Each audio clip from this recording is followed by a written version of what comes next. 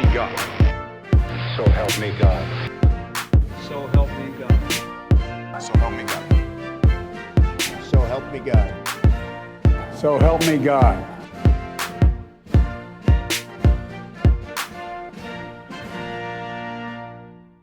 Hello, everybody. Thank you for tuning in to So Help Me Pod, a podcast on presidential theologies and public policy. My name is Rob Lee. I'm here with my younger brother, Scott Lee. And today we're talking about our 39th president of the United States, President Jimmy Carter. He has lived from 1924 and is currently 99 years old. He served as president from 1977 to 1981 and was Southern Baptist, later Cooperative Baptist, and part of the Cooperative Baptist Fellowship. Few of the important figures I've had the privilege to meet have lived up to their hype.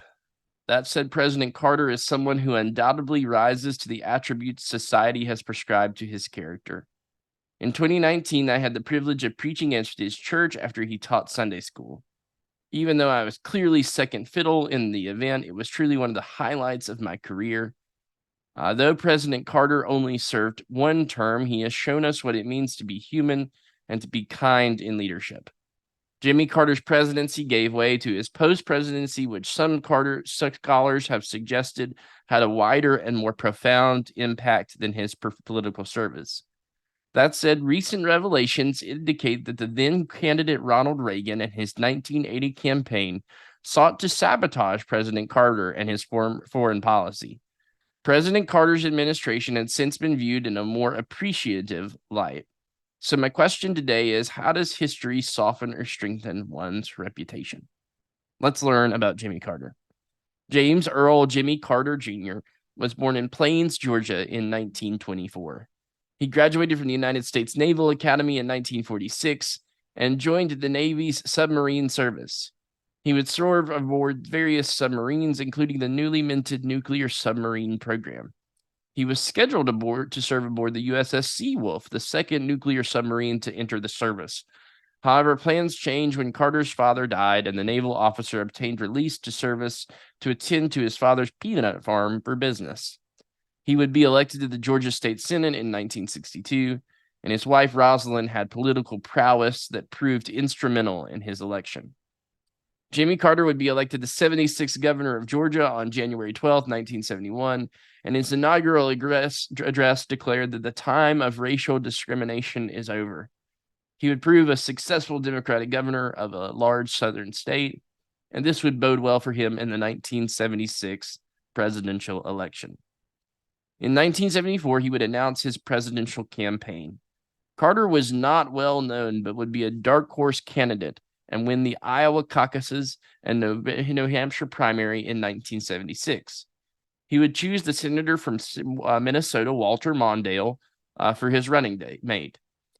Jimmy Carter would beat the incumbent Republican, President Gerald R. Ford, on November 2nd in a narrow victory. When the dust settled, he would ultimately beat Ford in the popular vote 50.1% to Ford's 48%. The incoming president and outgoing Ford administration would set a standard for future presidential transitions of power. President Carter inherited a myriad of problems, from the amnesty for the Vietnam draft evaders to an energy crisis that would prove detrimental to his second-term prospects.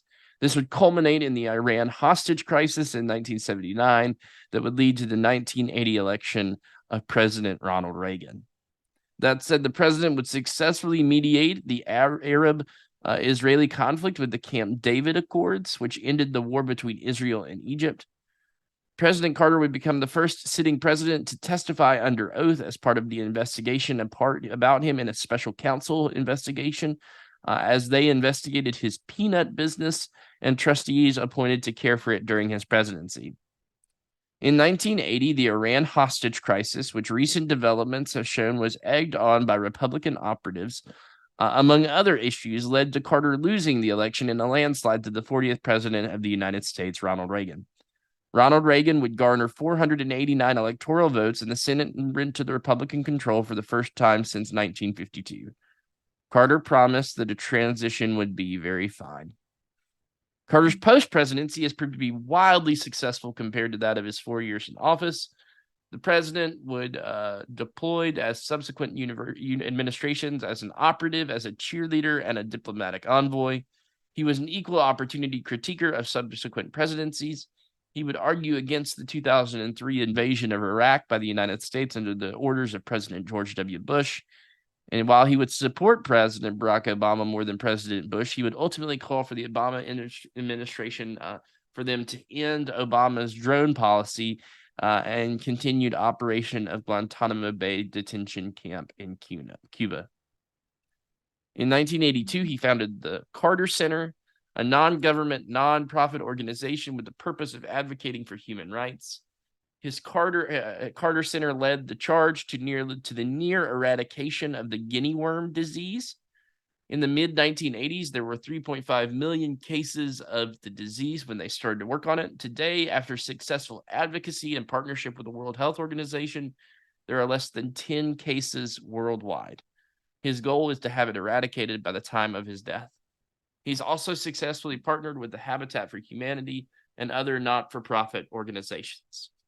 As of this recording, President Carter is 99 years old and has been given hospice care. Still living in his hometown of Plains, Georgia, where his peanut farm was, and his mounting a campaign for Senate, state Senate, and the governorship started. The president is currently the oldest living president and longest lived president of the United States ever. So what about his faith and public life?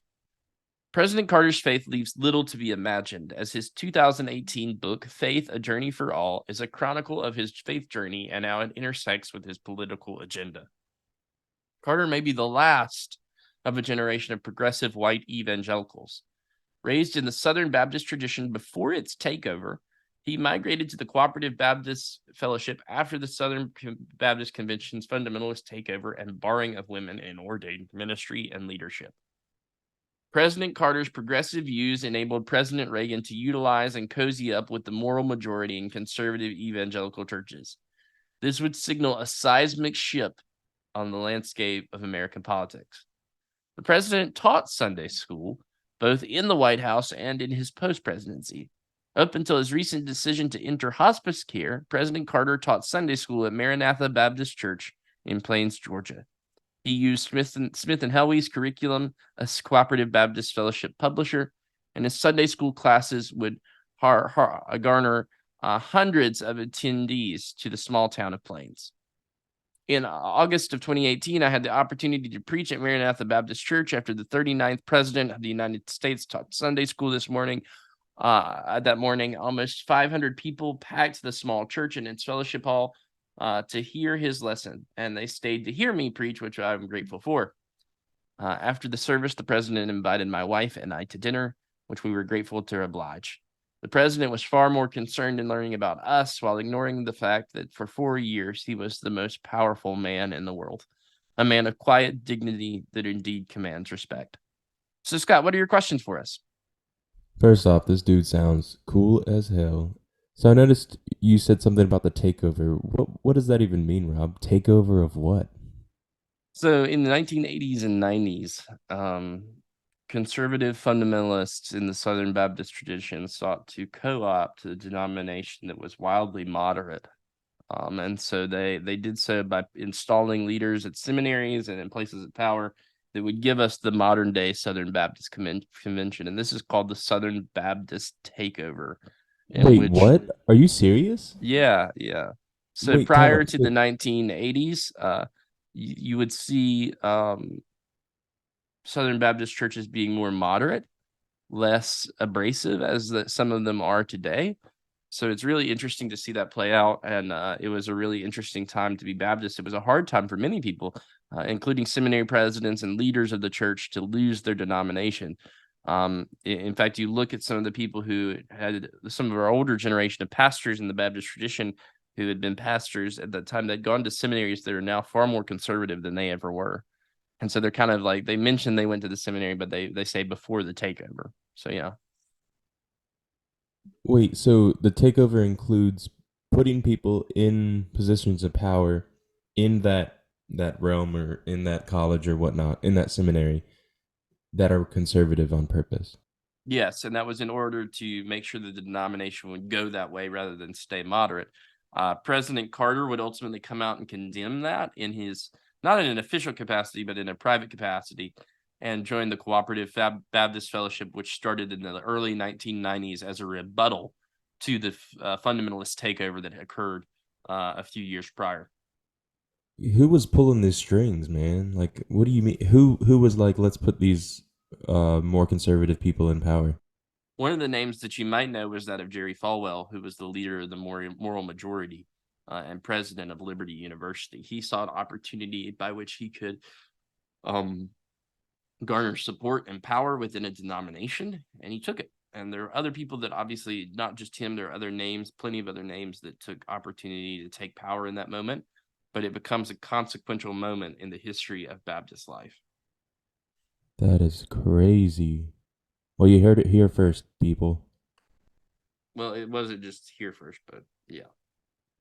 What is this church that he is teaching Sunday school at? So he would teach The at Baptist Baptist church? churches in Washington, D.C., but the main church that he taught at in his post-presidency was that of Maranatha Baptist Church, a small Baptist church, Cooperative Baptist Fellowship Church in Plains, Georgia. Wait, so did he still teach while he was president? He did, yes. Not as often as he did in post-presidency, but he did teach Sunday school, yes. What was his main teachings as a Sunday school teacher when you were there? So when we were there, I think it was interesting. I actually watched the lesson later because they record it on DVD and people will ask for it and he'll send it out. But he was talking about how like our relationships matter, how God is love. I mean, things that you would hear from a typical Sunday school teacher, but they were really well founded in scripture. And he wanted to hear people's stories too, which was something that was really interesting to me. He would ask questions, ask people to raise their hands if they'd done something like that. You know, how far away are you? He wanted to hear people tell their stories. And in fact, it was interesting. So we had to get there since I was preaching and going to be a part of the service. I had to be there at 5 a.m.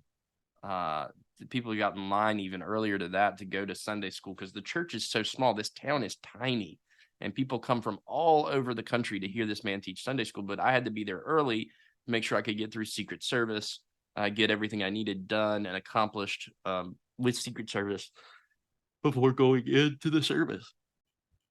That's cool. Peanut Farm wise, what was that thing about him being under whatever Investigation, yeah. investigation? President Carter was notoriously known for not having good people surround him, and some of the trustees' actions of his peanut farm were called into scrutiny, and a special counsel was appointed to investigate the actions of those trustees who took care of his peanut farm. That's cool. While there is still a robust discussion and autopsy of the 4 years that Carter stood in office as president of the United States, what stands irrefutable is that the faith of this man holds dear in his life. It served him well during his years in the White House and served him well in his post-presidency. To me, President Carter stands as a testament to a life of both public service and pious witness to the faith. As he stands not in the halls of power now, but in the twilight years of his life, a grateful nation is thankful for his willingness to be a stalwart force in moments of consequence and leave a legacy of political compassion in the history books. Our prayers are with Jimmy and First Lady Rosalind Carter as they engage hospice care. It is interesting that what's up next is that of the 12 presidents we had in this first season of episodes, 4 of them served only one term, which is about half of the one-term presidents we've had. Next up, we'll address the president, the most recent past president of the United States, and the president who served one term most recently, and the only president to be indicted on felony counts of election fraud, the 45th president of the United States of America, Donald J. Trump. Thank you so much for tuning into Thank you so much for tuning into Pod Save America. If you have any questions, reach out to us at www.roblee4.com/presidents and hear more about our presidential theological database. As always, thank you so much for tuning in. Yeah, thanks, guys. I will answer them personally. So just go ahead and email in, and I'll give you a personal email back saying With your thanks for personal email listening. address.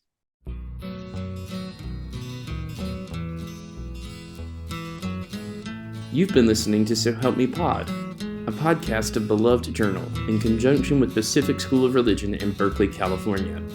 The podcast is offered in partial completion of the Doctor of Ministry degree for the Reverend Robert W. Lee. All opinions and insights offered are solely owned by that of those who offered them and do not reflect the views of stakeholders in the project. There have been 45 men and 46 presidential administrations, all of them unique. Some of them have been more interesting than others, some of them more terrifying than others. All have been part of the grand expression of democracy on the North American continent and part of the wider conversation of self-governance in the world. These men have failed profoundly, and we have failed profoundly in following their leadership along with our own sometimes antiquated and backwards ways of viewing and acting in the world.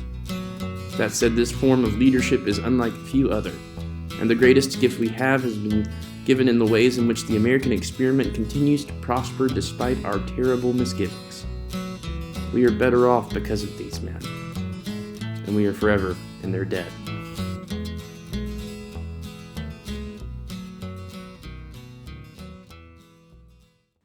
For more information, visit www.roblee4.com/presidents.